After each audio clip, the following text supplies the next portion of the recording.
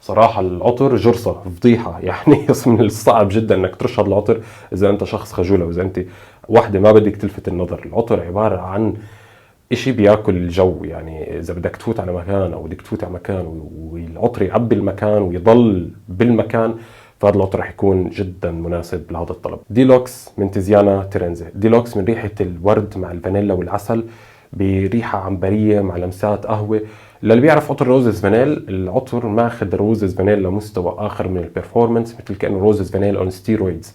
روزز فانيل تبع منسيرا او مونتال، روزز كافي او كافي فانيل، شو كان اسمه، انتنس كافي تبع مونتال. العطر مشابه لهم الاثنين، ولكن ماخذها يعني ماخذ الموضوع سيريس، ماخذ التوليفه ولكن معطيها بوست قوي جدا بالريحه، صار اغنى بالريحه.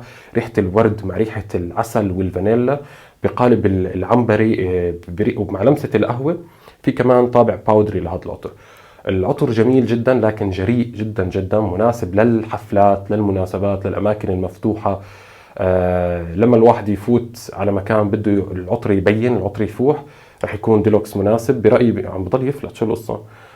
برأيي العطر مناسب أكثر إنه يكون نسائي، لكن بعرف كتير شباب يعني حتى الخلط بصير كمان حلو مع عود، مع ممكن كريد افنتس او دي ان ايتا، او ممكن نحكي عن هذا الشيء بعدين. لكن المهم انه يعني مناسب للنساء اكثر من الشباب، مناسب اكثر لاستخدامات الكاجوال وللحفلات، مناسب اكثر بالاجواء البارده، كون العطر كتير سويت. اخذته من نيش جاليري بسعر منيح، لكن بشكل عام هي عطور نيش، لكن من العطور اللي بتستاهل سعرها، بالرغم انه ما في منها كتير كرييشنز، يعني كتير من عطورها ممكن تكون مكرره، لكن على الاقل بتكون عامله تويست على العطر، محسنه فيه، وعلى الاقل كمان رافعه البرفورمانس تبعه بشكل كتير كبير.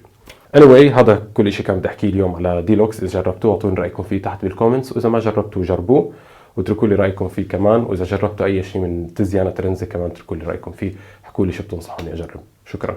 ترى الغلط مش مني، العطر فعليا اي حركه بفك الغطا.